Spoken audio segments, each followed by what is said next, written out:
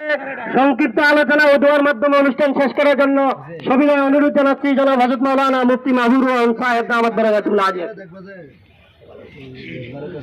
আলহামদুলিল্লাহি ওয়া কাফা ওয়া সালামুন আলা ইবাদিহিল্লাযিনা ইসতাফা। আম্মা বা'দ।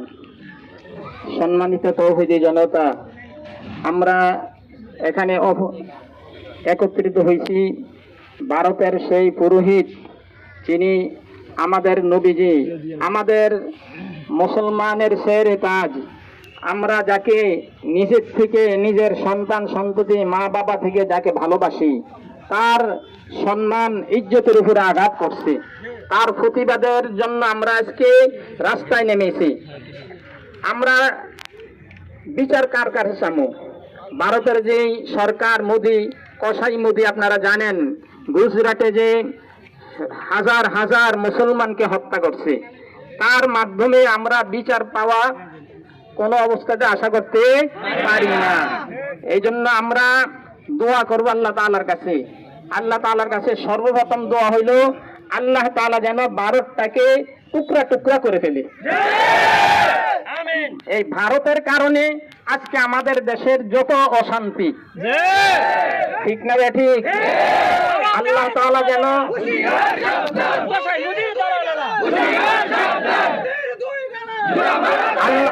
আল্লাহ তাআলা যেন ভারতটাকে টুকরা টুকরা করে ফেলেন। আল্লাহ তাআলা যেন ভারতটাকে টুকরা টুকরা করে ফেলেন। আল্লাহ আপনি ভারতটাকে টুকরা টুকরা করে দেন। আল্লাহ আপনার নবীর ইজ্জতের উপরে আঘাত করছেন। আল্লাহ আপনি তো সর্বশক্তিমান আল্লাহ। আল্লাহ আপনি বিচার করে দেখাই দেন সারা বিশ্বকে। আমরা তার বিচার জমিনের উপরে দেখতে চাই।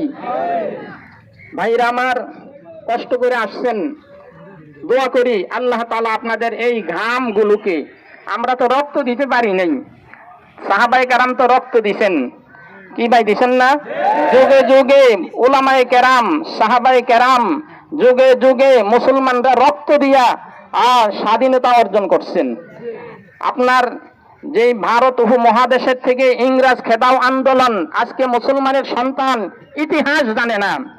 এই ভারত উপমহাদেশের মধ্যে ইংরেজ 200 বছর শাসন করছে জোরপূর্বক, তাকে কেউ মানে না, তারপরেও সে শাসন করছে। যারা প্রতিবাদ করছে তাদের উপরে নির্যাতনের স্টিম রোলার চালাইছে। দিল্লি থেকে বোম্বাই পর্যন্ত কোনো গাছ ছিল না উলামায়ে কেরামদেরকে ফাঁসি গাছকে ঝুলায় নাই। সেই উলামায়ে কেরামের জীবনের বিনিময়, সেই উলামায়ে কেরামের রক্তের বিনিময় আল্লাহ তাআলা এই ভারত থেকে ইংরেজদেরকে খেদাইছেন। ঝাড়ু পিটা করে এই দেশের মুসলমানরা ঝাড়ু দিয়ে পর্যন্ত ফিটছে ইংরেজদেরকে, যার কারণে তারা এই দেশে থাকতে। সেই ইংরেজ খেদাও আন্দোলনের নেতৃত্ব দিয়েছেন হাজী এমদাদুল্লাহ মুহাজির মক্কি রহমতুল্লাহি আলাইহি। সেই ইংরেজ খেদাও আন্দোলনের নেতৃত্ব দিয়েছেন রশিদ আহমদ গঙ্গোহী রহমতুল্লাহি আলাইহি, যার কারণে তিনি ইংরেজদের কারাগারে তিনি কারাবরণ করছেন। হযরতে কাসেম নানতুবী রহমতুল্লাহ আলাইহি, শাইখুল হিন্দ মাহমুদ হাসান দেওবন্দি রহমতুল্লাহি আলাইহি, হযরতে হুসাইন আহমদ মাদানী রহমতুল্লাহি আলাইহি, শেষ পর্যন্ত হযরতে হুসাইন আহমদ মাদানী রহমতুল্লাহ আলাইহির যুগে তিনি সারা ভারত উপমহাদেশের মুসলমানদেরকে ঘুমের থেকে জাগাইছেন এবং প্রত্যেকটা জায়গা আনাচে কানাচে তিনি সফর কইরা, ভ্রমণ করা প্রত্যেক মুসলমানদেরকে সচেতন করছেন যে আন্দোলনের কারণে, যে কর্মসূচির কারণে আজ এই দেশ ছেড়ে, ভারত উপমহাদেশ ছেড়ে ইংরেজরা পলায়ন করছে। আজকে সেই দেশে আমরা বাস করতেছি। তারপরে ভারত ভাঙ্গা কয়েক টুকরা হয়েছে, বাংলাদেশ হয়েছে, পাকিস্তান হয়েছে, নেপাল হয়েছে, আপনার এরকম ভুটান হয়েছে এবং শ্রীলঙ্কা, এগুলো সব ভারতের অন্তর্ভুক্ত ছিল। আল্লাহ তাআলা যেন এরকম ভাবে ভারতটাকে আরো কয়েক টুকরা করে দেন, তাহলে তাদের খুঁটির জোর কমবে। কথা বুঝাচ্ছে? এই জন্য আমরা দোয়া করব। আর আমরা মুসলমানের ইতিহাস, উলামায়ে কেরামের ইতিহাস বেশি বেশি পড়ব। এই কথা ভাববেন না যে আলেমদের কোনো অবদান নাই। আলেমদের অবদানের কারণে রক্তের উপরে আপনারা আজকে দেশ চালাইতেছেন, ক্ষমতার মসনদে বসতেছেন। এই দেশ উলামায়ে কেরাম উলামায়ে কেরাম স্বাধীন করছে এবং উলামায়ে কেরামের পরামর্শ অনুযায়ী যে কেউ ক্ষমতায় আসুক, উলামায়ে কেরামের পরামর্শ অনুযায়ী দেশ চলতে হবে। ইসলাম বিদ্বেষী কোনো আইন প্রণয়ন করা যাবে না।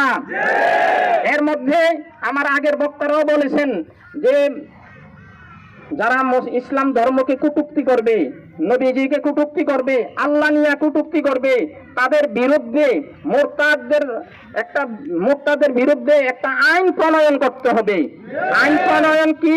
যেটা কোরআন হাদিসের মধ্যে আল্লাহ তাআলা বয়ান করছেন, কোরআন হাদিসের মধ্যেই আছে। রাসূল সাল্লাল্লাহু আলাইহি সাল্লামও বলছেন যে তাদের বিচার হইল তাদেরকে হত্যা করা।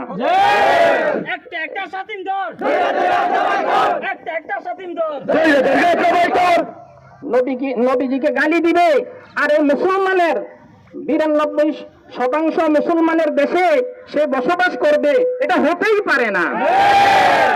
আল্লাহ তাআলা আপনাদের এই ঘাম ঝরানোকে কবুল করেন।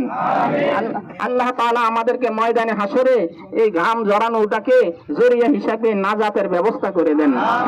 ওয়া আখির দাওয়ানা আনিল হামদুলিল্লাহি রাব্বিল আলামিন।